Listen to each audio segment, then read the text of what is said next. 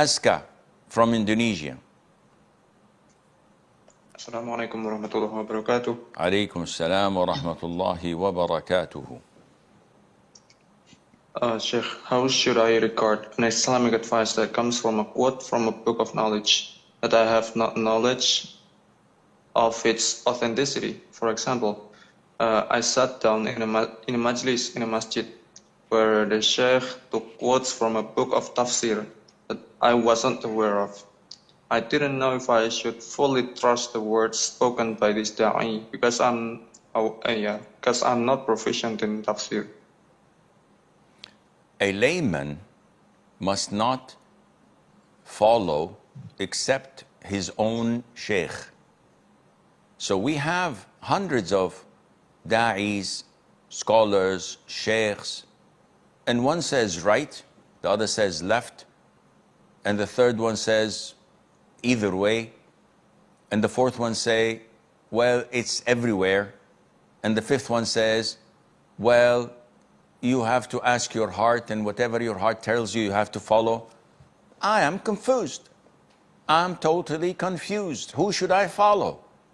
This is why a layman, someone who's not well articulate, not well educated, someone who does not know how to differentiate between this or that, between wrong and right, must follow his sheikh. He must look for one individual whom he trusts his knowledge, he trusts his religious practice, he trusts his consistency.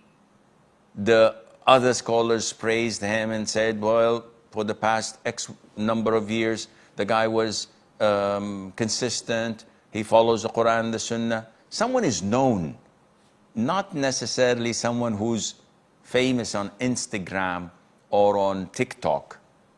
I get a lot of people coming and asking me about a particular individual, Tom, Dick, or Harry. And they say, what do you think of the Sheikh? I said, who's the Sheikh? I said, Wallah, I don't know. He comes, he has like 5-10 seconds clip, and all what he says, oh Sheikh, what do you think of Sheikh so-and-so? And he says, oh no, Sheikh so-and-so is not credible. Sheikh so-and-so is this, Sheikh so-and-so, and he discredits all scholars and all da'is and all students of knowledge. So I said, okay, but who is he? He said, no, I don't know. Okay, what is he? He's no one. So I said, how dare you go to someone who is no one and listen to him? Likewise, Aska, you cannot go to a masjid and listen to someone you don't know, you don't have any knowledge of his religious commitment, of his etiquette, of his akhlaq, of his piety, and learn from him, only to discover after a year or two that he sits in Indonesia, for example, with other scholars holding the guitar and singing. Duh. Last week you were preaching us in tafsir. Now you're singing using a guitar. Maybe you'll go to Indonesia, got talent. You never know. You must follow those whom we are ordered to take religion from.